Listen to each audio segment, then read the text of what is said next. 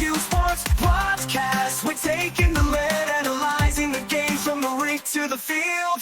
From the ice to the turf, we'll break it down. Discussing every win and every loss in town. We'll talk about the Canucks and the Lions. We are your irrational fans. We are your irrational fans.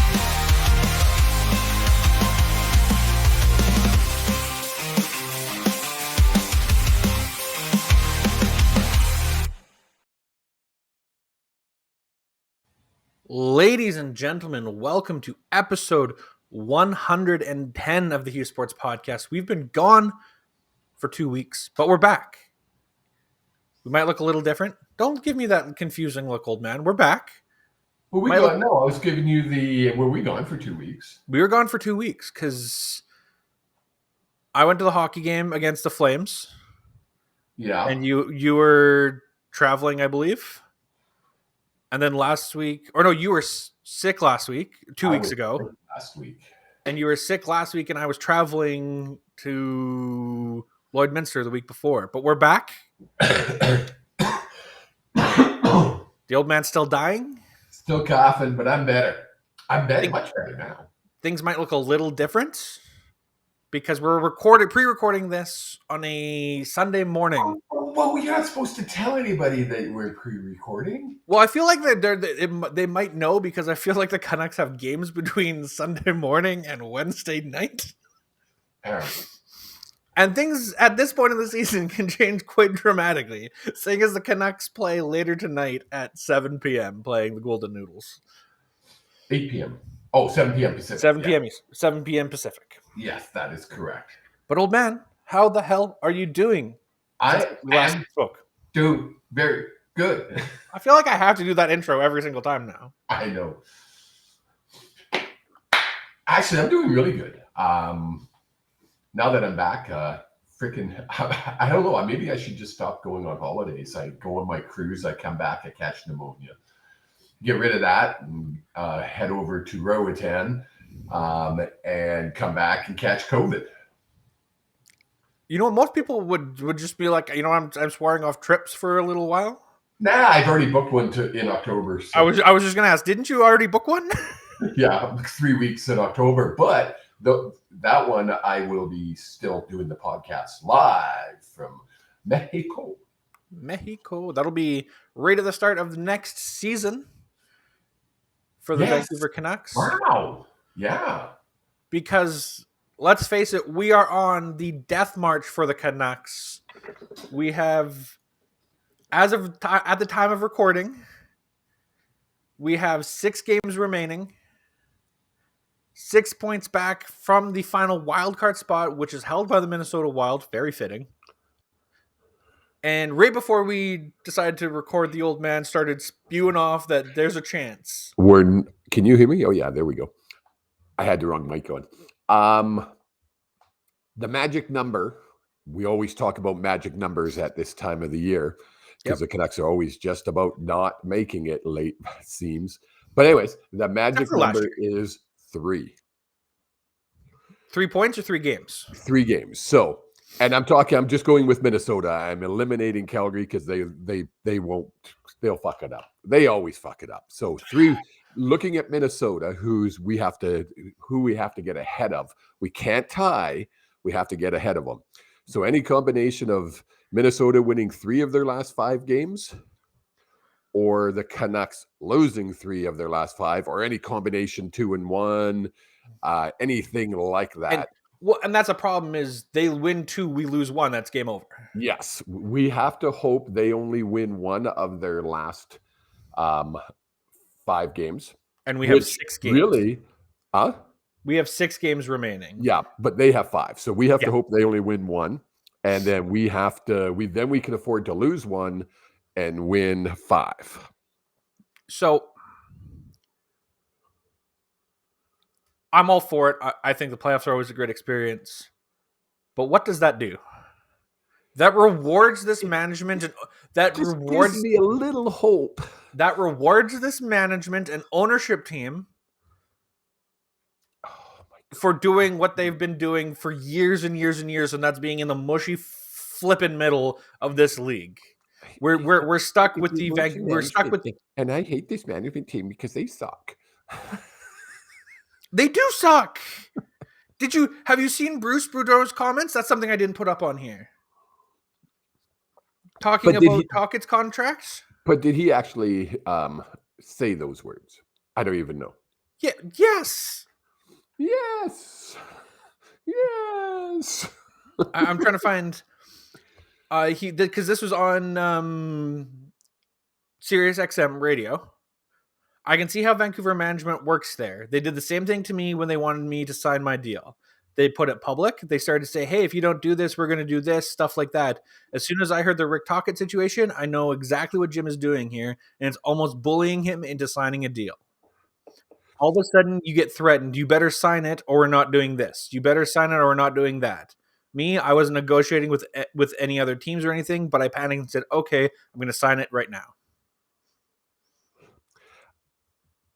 I don't think Tocchet's back next year. That's my feeling on it. Philadelphia needs a coach. Why would he? I hate that argument. Why would he want to go to Philadelphia? Why would he want to go anywhere else but Vancouver, right? I mean, because we're the greatest team to coach in the world. Because as much as I agree with that, ownership gets involved a lot. Yes. And I'm sure as a coach, that's a pain in the butt. Definitely. And the Anaheim Ducks are a very young, plucky team that need coaching, because their coaching is atrocious. We saw it just yesterday afternoon in the matinee game. Absolutely atrocious. You wait for 5 goals in 4.5 minutes before you call your timeout, and you don't pull your goalie. Yes, they're eliminated. I get it. Yeah. They have an amazing amount of talent on that team, and I think they need someone like a Tocchet who can, for the most part, get on good terms with the players and give them a system, a defensive system. Everyone other than EP40. Yeah, true. Sorry, I'm keeping my eye on our phone because we forgot to mention today, right now, actually, no, in a few minutes, in 10 minutes, 20 minutes, the game starts, and Mr. The Great 8 could break the the record that was never to be touched, the record that was never going to be allowed to be beaten. I've been seeing tweets of people from 10 years ago, 11 years ago, retweeting themselves saying, yeah, all this talk of someone eventually breaking Wayne's record is fun, but it's going to take 18 years of someone scoring 50 goals plus, and the league's just not built for that anymore. And then being like, I was wrong, because I can put myself on that boat, because I literally said there's not a chance. Even 3 years ago, I said there's not Ovi's going to slow down. Like, he's older. He's old. Yes. He's going to slow down. And he's doing this season. He's playing this season. And let's not forget, he broke his leg this season. He was out for 8 weeks this season. It's insane. And you know what? He had the opportunity to jump on the ice with with their goalie pulled to score an empty netter to win, to take over that record. And what did he do? He threw his gloves off, he threw his helmet off, and he did this. And you could see his coach in his ear going, what are you doing? Get on the ice. And he's like, nope. And his coach said after the game of the press availability, he said, I asked Ovi if he wanted to go out there, and Ovi said, no, I want to score the record-breaking goal with a goalie in net. Did you hear Wayne's comments afterwards? No, Wayne's like, I would have taken the empty net goal. That damn traitor. It's wild that we're. That was my inside voice. It's wild that we're even talking about this. Like, how quickly this is, for me anyways, for it being, that's a long shot to, it's happening. It's at this point. As you know, I didn't want Ovi to do this. Yeah. And it's more so for me. It's that was my era, Wayne Gretzky. You don't really remember much of Wayne Gretzky playing. Well, no, I was 6 when he retired. Yeah, exactly. I mean, that was my thing. Like, we saw Wayne. I've seen him play many times, and live and on TV, of course. So that was like always that unbeatable record. Nobody's going to score that many damn goals in their career. It's impossible. Yeah. But every record that's ever been broken, the previous record was said to be impossible. The home run, it was never going to be broken. It got broken. Now the goals. I mean, it goes on and on and on. I think the only record that won't be broken ever is that one. 3,991 points will never be broken. I mean, the thing is with records, they're made to be broken. Well, of course they are, right? Right? Like, eventually there's going to be another player who plays for 30 years, 20 odd years.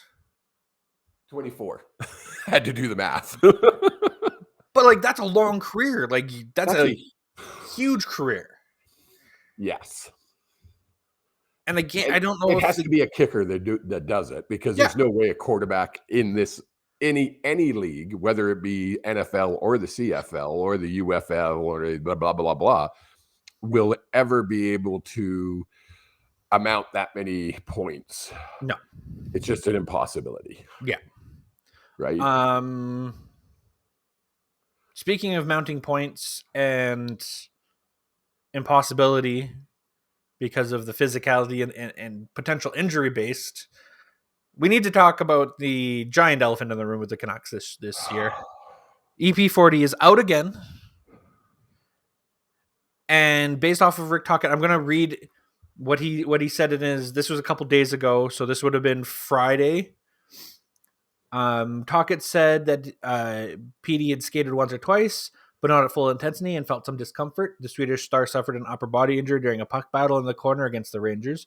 Tocchet considers him day-to-day and expects him to return eventually. That sounds like...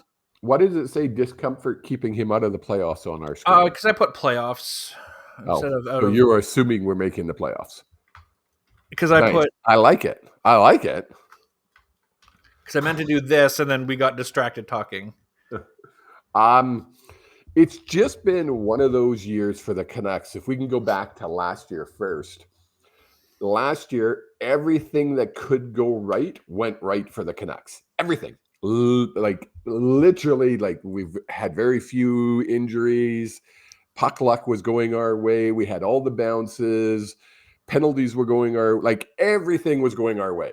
This year was totally fudged. Everything went wrong. Yeah. From day one, puck drop, beginning of the season, everything went wrong. Not even, we can go further back than that. Go into the offseason, and you've got Thatcher Demko dealing with an injury that no one even has ever dealt with in the NHL before, called the popliteus injury in his knee. You just love saying that word, don't you? I do. It's a fantastic word. Say it again. Popliteus. But then you've got... Just before training camp starts, you got Dakota Joshua and his cancer diagnosis and treatment. Right? Then you've got training camp starts.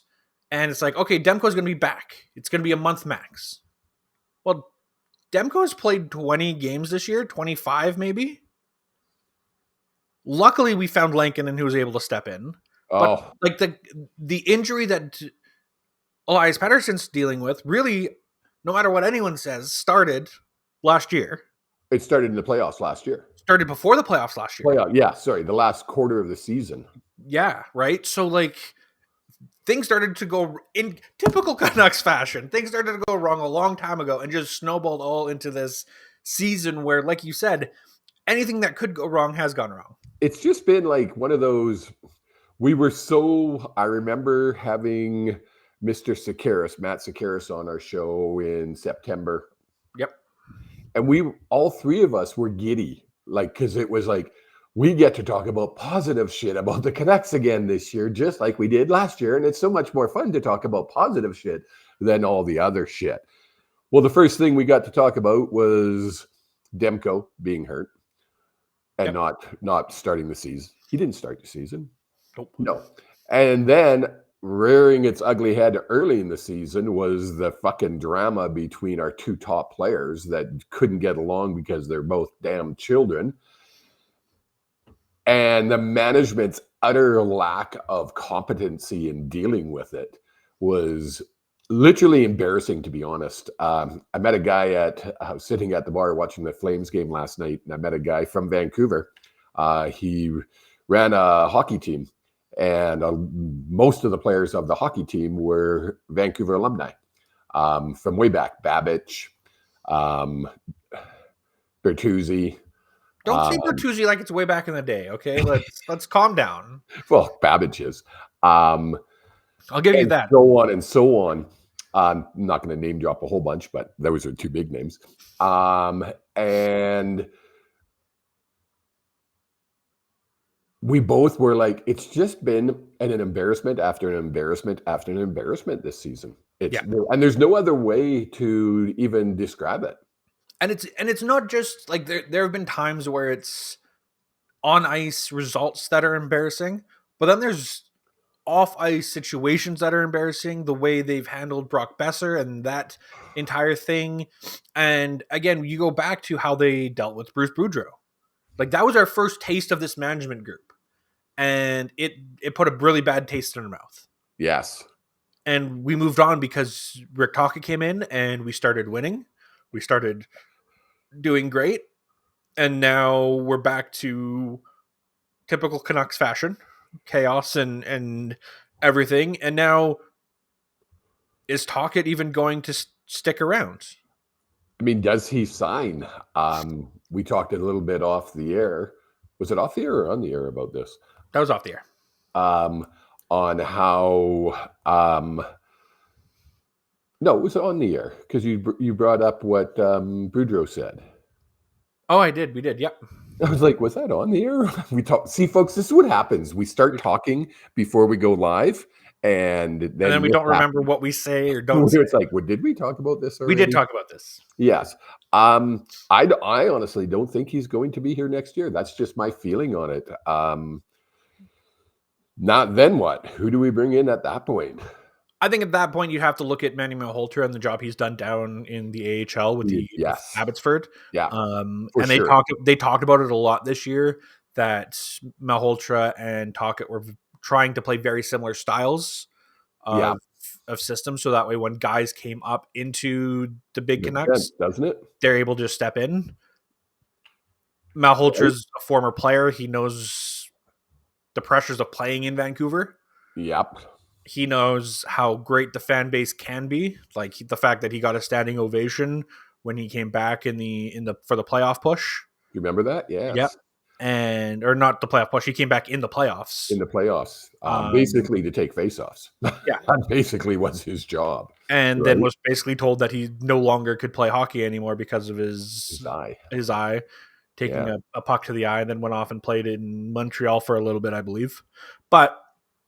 Or tried to play in Montreal. I don't know if he ever did. I can't remember. I don't think he played much after that. No, but to me, that would be the next logical step. This is also Manny Malhotra's first stab at coaching pro, like as a head coach. I don't know if you want to take him that quickly from. Well, that's what I was going to say. That do we bring him right into head coach, or do you put him as assistant first? But if you look at Martin St. Louis in Montreal and what he's doing. Yeah, it's true. This was his first ever coaching. You mean the team that won't make the playoffs, Montreal? Are they not making the playoffs this year? It doesn't look good for them. They're in a playoff position right now. They're up by hanging. Well, they're up by 4 points on the Rangers. Rangers are going to catch them. They're tied in games and up by 4 points. Rangers are going to catch them. Watch. Pay attention. The old man knows. You are wild in believing the things that you believe sometimes. 4 points in 6 games? Yeah, that's easy. Easy? The other team loses. Montreal's going to lose out. Montreal loses 6 games. The Rangers win 2, 5, 4, 3. They need to win 3. Yeah, it's that same thing. Magic number is 3. I mean, I think you're wild enough for being like... This is why I love sports, because there's so many variables. I mean, everybody's like, well, yeah, Canucks are going to get in, and then what? You're going to go out the first round. No, not necessarily. It's a new season. Start the playoffs. It's a brand new season. Everybody's basically even. No points, 0 points, 0-0, no 0 wins. And all you have to do is a simple thing. Win 16 games. Yeah, just simple. Win 16 games. Win 16 games. And the San Jose Sharks were barely able to do that in 76 games. So, did Chicago win 16? Yeah, they've won 21 so far. Oh, really? Okay. The big thing with that, you have to win. You make it sound so simple. Win 16 games without losing 4 in a stretch of 7. Yeah, it's fucking easy. It's not hard. It's not rocket science. Everybody tries to overthink it. Just win. It's not rocket science. It's not rocket science. Just win. You're not wrong. It's not rocket science. It's playoff hockey, which is very different.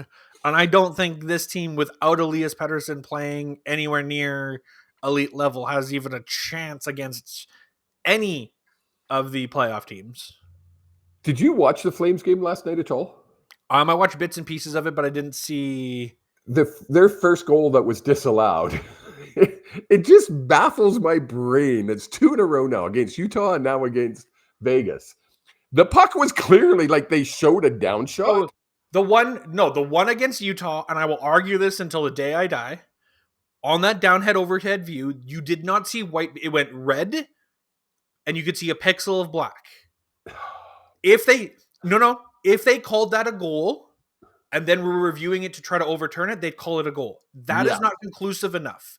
And how the NHL doesn't have high-speed cameras that are like 16K super clear quality still blows my mind. We talked about this last night sitting at the bar watching the game, and it was blurry, obviously, because that camera is blurry. And I'm like, can't they get there's better? My phone takes a better picture than that 99% of the time. Not when a puck. The thing is the puck's the puck's moving at 100. This one wasn't moving; it was spinning in a circle and it was one of those. It was spinning. Look at it; it's spinning, and you could see it going over the line. And I was like, "Well, that's in." And they barely looked at it and went, "No go." And I was like, "You didn't even look." It amazes me. But I wanted to say, if the Canucks don't make it into the playoffs, I really want the Flames to make it into the playoffs. And only for one selfish reason. Yeah. Because I live on just off 17th Ave in Calgary. And last night, the electricity on that road with the game here in town was insane. It was like playoff atmosphere. It was cool. Well, I mean, every game at this point is a playoff game. Oh, for sure. And I mean, unfortunately, they lost in overtime, so which gave the Canucks an opportunity to jump ahead of them soon. They play tonight. Canucks play tonight. Canucks play tomorrow. Yeah. Canucks played the Vegas Golden Knights tonight. They're playing both on so they're going to be tired. They went into overtime. Tough game too. And the Canucks played, technically it's back-to-back versus back-to-back, but the Canucks played super early. Yes, they did. What are you talking about? There's no way that's a goal. That was in. Okay. Bring it up. I don't know if it'll work, but let me... Bring it up. Give me 1 second. Something's going on here. 1 seconding me. People, I tell you. This is why I drink, folks. This is it. This is why. Bring it up to that overhead angle that you... Yes, the overhead angle. Give me 1 second here. That's why I was looking off to the side if you are watching.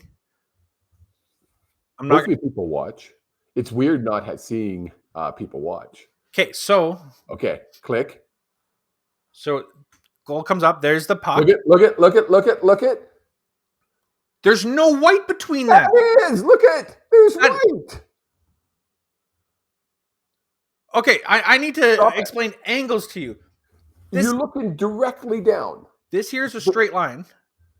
That puck is in. That puck is pushing into that line. You can see the red right here. It's in. Look at right. They can't see my arrow. They can't see your arrow either, can they? Oh yeah, they can. That is in. It's in. Good goal. Look, you can clearly see white. You mean from the spray of the snow there? Yeah, of course. My goodness. Insanity. Insanity that you don't think that's a goal. But this is also the same guy who called it a no goal when it was clearly not a goal because people don't understand how angles work about 10 years ago. Remember that? Oh, my God. Just because of angle, Just because you could see white doesn't mean there's white. Well, no, this angle here shows clearly that the puck, the tip of the puck is touching the line. The whole puck has to enter across the line. When will the NHL go to some kind of sensor in the puck? I don't know if it's possible. We were talking about this at work the other day. Well, it is possible because they had the sensor in the puck.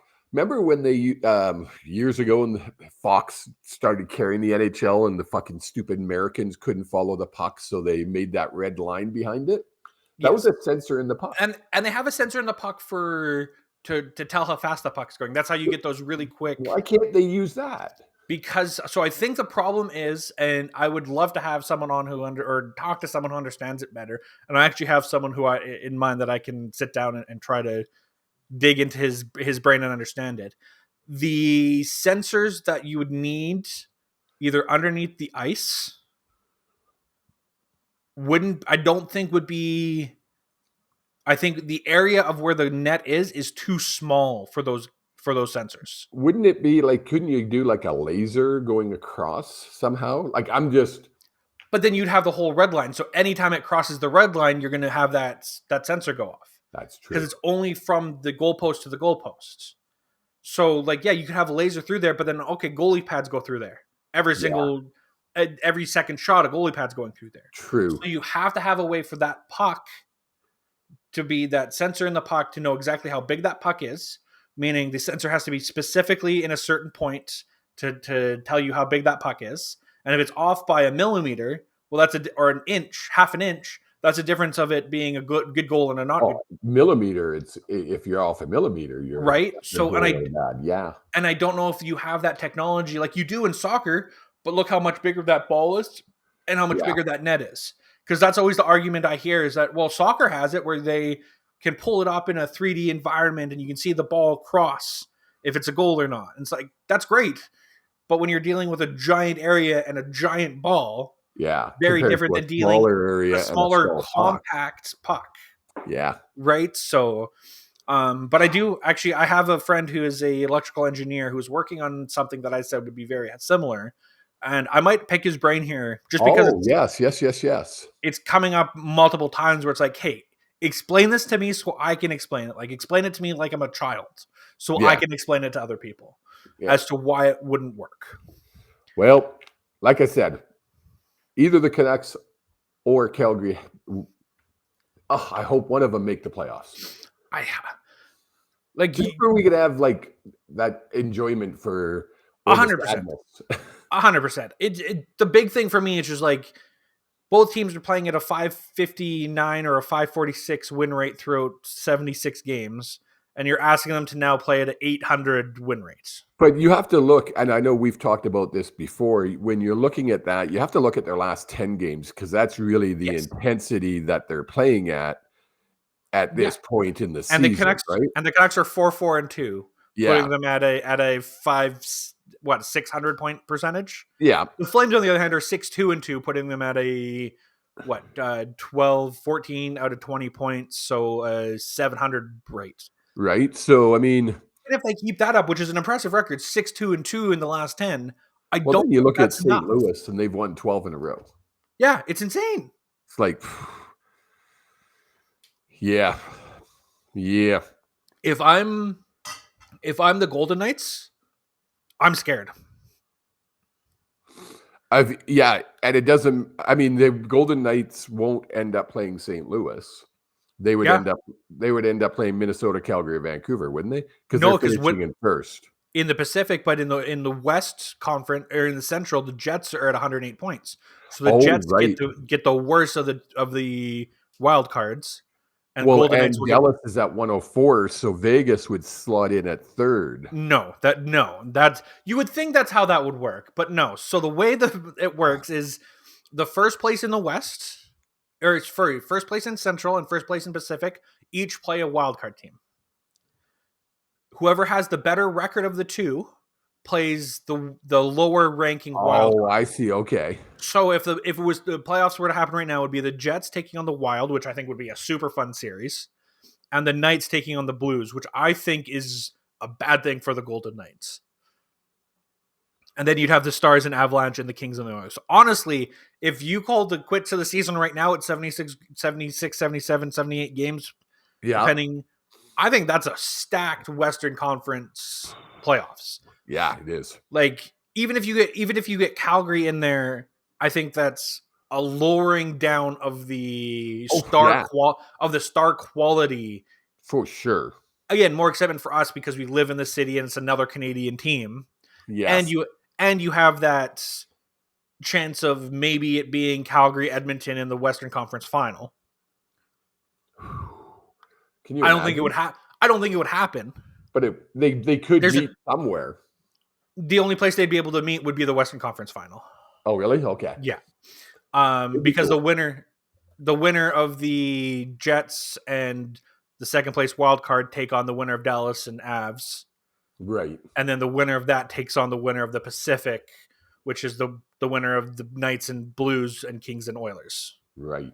So, well, we've got, what is it? It's the 6th today, and the season ends April 15th, I believe it is. So there's 9 days left in the season. April 16th is our last game. So, okay. So 10 games left 10 days left in the season, and nothing's decided for the Canucks, Calgary, or Minnesota. Yeah. Right? I mean, Edmonton, Vegas, and LA have locked a playoff position. Yep. Edmonton hasn't yet. No. Because the Blues are... When I looked at it. Well, the Blues are nipping. Like, if you're the Knights, you want the Oilers to get passed by the Knights because they're at the same point by the Blues. Yes. Because that's... And that can happen. I mean, yes, Edmonton has 2 games in hand, but St. Louis is the hottest team in the league, bar none, right? They're on fire. I've never, the last time I've seen, I was going to say I've never seen anything like this. The last time I've seen something like this, it was out of the St. Louis Blues, and it was a time from Christmas onwards that they were the best team in hockey. Well, this year, it started even later, and it was after the Four Nations break. Yes. And the last time that happened, they won the Stanley Cup. Well, the last time you actually saw it was Edmonton 2 years ago when they went 15 straight. When they had the real... That was last year. Start. Last year, yeah. Last year. When they had the really crappy start and then went 50. I think it was 15 or 16 That is straight, true. And then they made it to the Game 7 of the Stanley Cup final, right? It'll be a fun 10 days. It'll be a emotional roller coaster for true fans for both teams. Or all 3 teams, Minnesota, Vancouver, and Calgary. Yes. But that's why we love the game. It's why we love the game? Abusive relationship that we just keep coming back for because that's what we do. It's true. We need to wrap up rather quickly on the Canucks talk because we do have some CFL news to get into.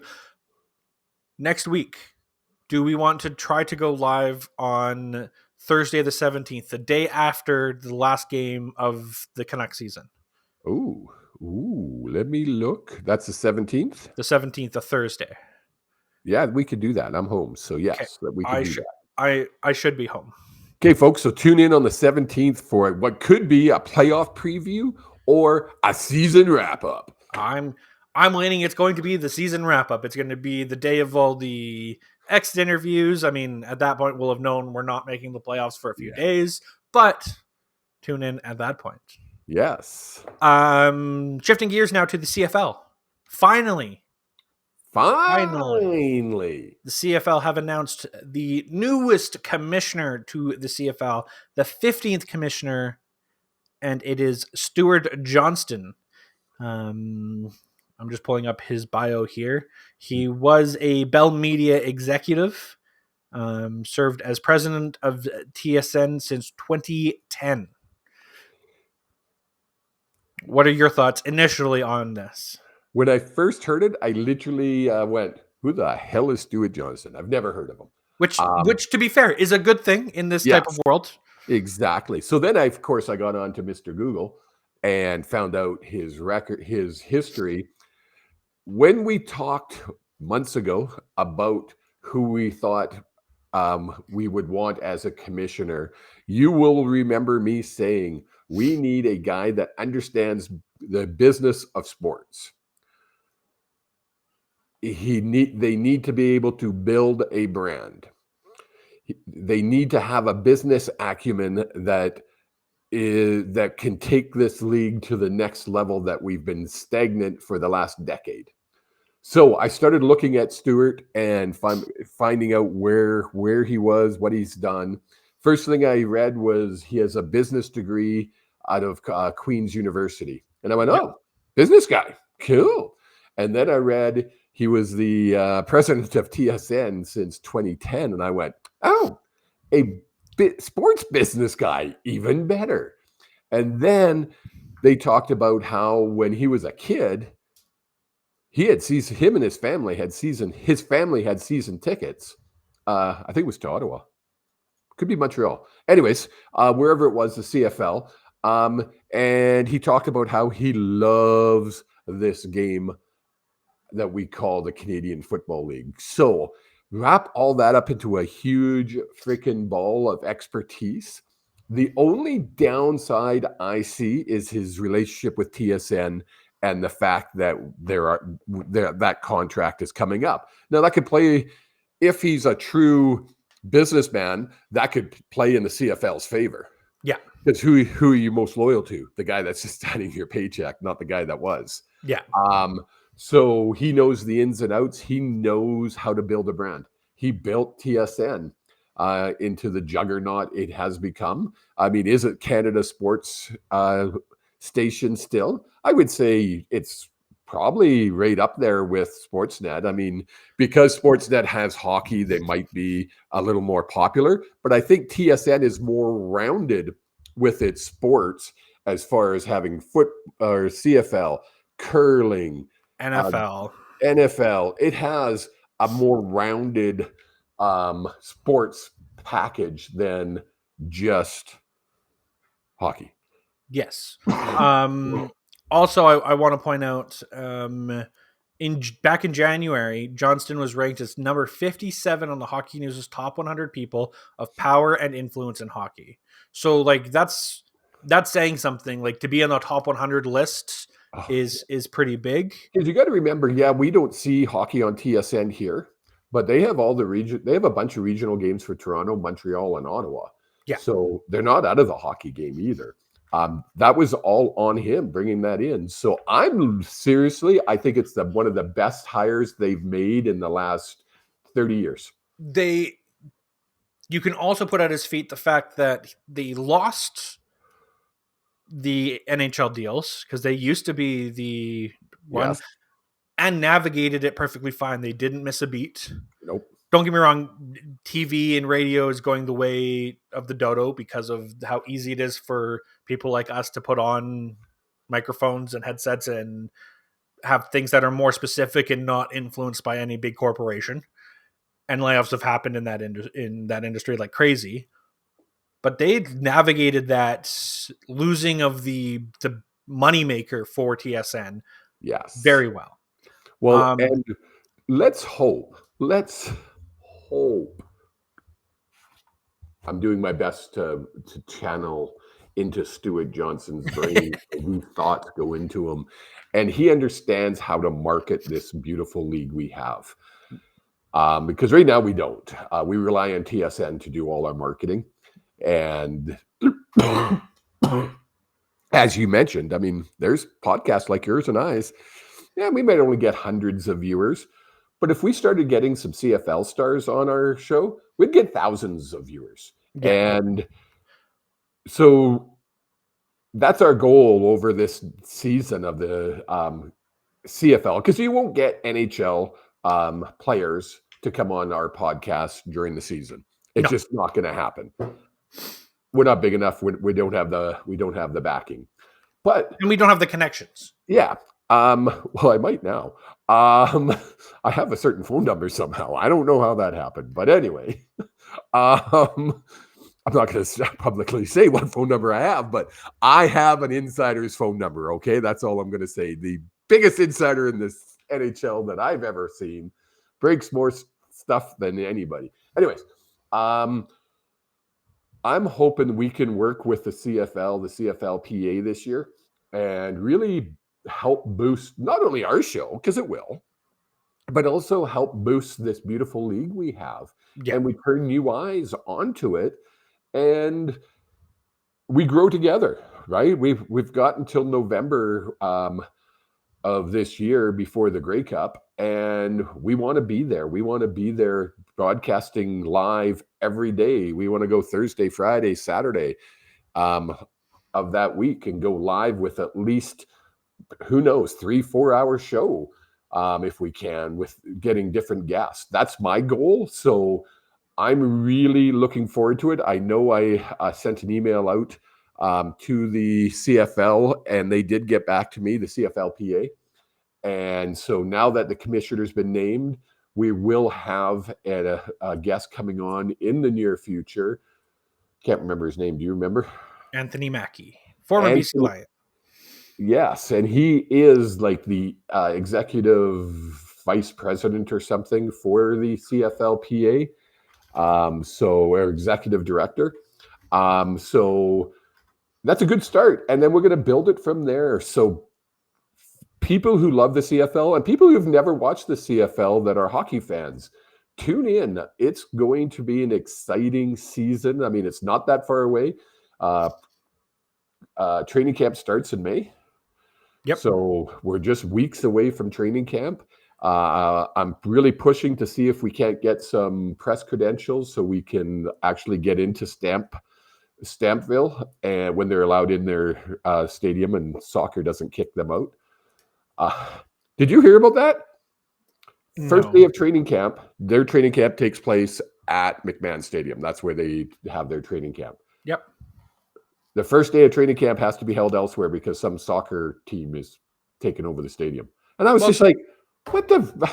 They it's don't own minor league soccer. It's not even like they don't own the stadium. It's owned by the University of Calgary. That's the problem.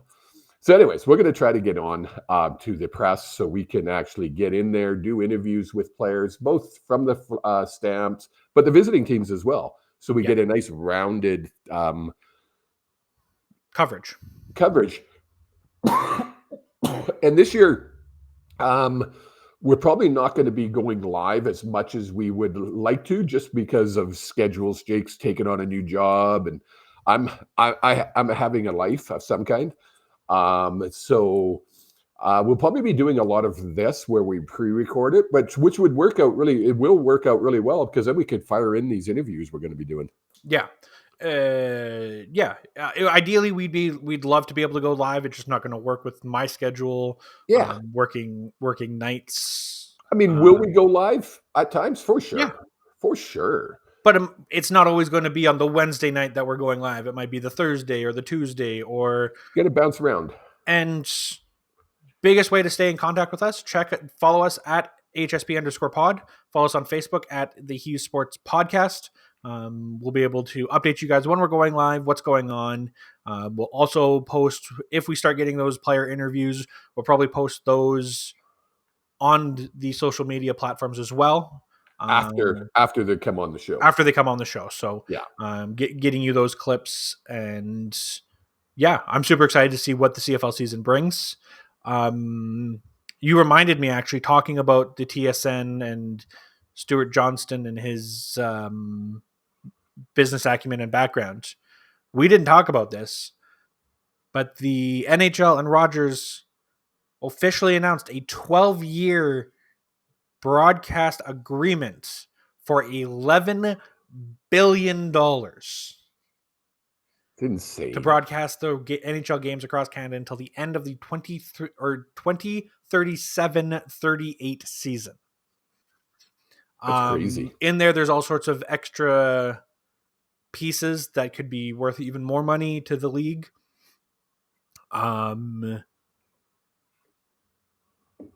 lots of news still coming out about the deal and everything like that, but it sounds like Rogers will be able to sell off a large portion of games to Amazon, which I think is a good thing, getting it in front of more people. The Amazon... It's so funny though. You get the fan who watches on Sportsnet, and then when a game's on Prime, they lose their mind. How dare they not televise this game? And I'm like, it is televised. I'm watching it on my TV. So if I'm watching it on my TV, it's called televised. I had this guy running in circles. He was so funny. It was just like, dude, you realize how stupid you're sounding right now. It's the way of the future. If the NHL doesn't get on board, they will get left behind. And we've seen it happen before with the way NHL does their media rights and everything, their blackouts and all of that, which unfortunately is still going to be a thing with this deal, from my understanding. Just the way it is, it's unfortunate. That's okay. I've got my sports right that I can watch, and now I cheat and lie and steal and. You're not supposed to say that out loud. Well, Eddie did. Eddie did, and we all grew up wanting to. I love the fact that all I need to do is say Eddie did. Why cheat and steal? It took you about a millisecond. Of course. It took you about a millisecond to go, yeah, Eddie did. And everyone growing up wanted to be like Eddie. Low rider with hydraulics. I don't know what the old man is doing, and you know what? That is the perfect time to wrap up for this week's episode 110. Can you think that we've done 109 of these before we've did this one? 110. It's wild to me. And the one before that was 108. That's just what wild. Are you getting at? I don't want to. Oh, I just think it's hilarious that not only have we done we've been just stubborn as stubborn can be and continue doing this, even though we'd get 2 or 3 viewers sometimes when we first started. And those were your girlfriend, your mom, and Allison. Right? Now when we actually go live and I look up, and you'll see me every once in a while, I'll look up over here, and that's where our numbers of live viewers are coming in from. And it's into the hundreds. And at one time we went over 200. I think it was 250 or something.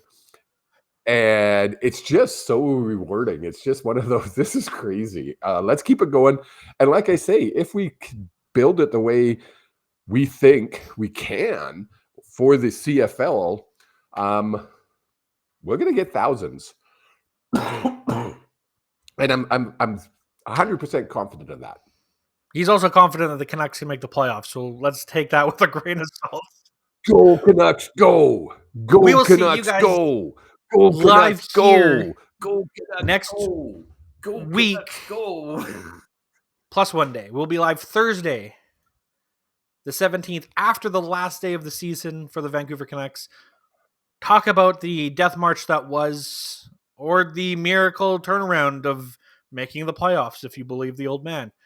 Comment down below if you're watching this. Which one do you think it's going to be? Do you think it's going to be the death march, or do you think it's going to be a victory parade for the old man? Because God forbid, if we end up making it, he will not shut up about it for the next 15 years. And that's honestly, as much as I think making playoffs would be great, I think that's the worst part for me. Like I mentioned before, follow us at Facebook, YouTube, Twitter, or X, or whatever it is you want to call it. Blue Skies at HSP_pod. You can follow me at JStreams, JEH Streams. You can follow the old man at oldman_HSP. And until next week, have yourselves a good week. Go Canucks, go. Enjoy your locker room clean out on the 17th. Mwah. Goodbye. Go Peace. Canucks, go!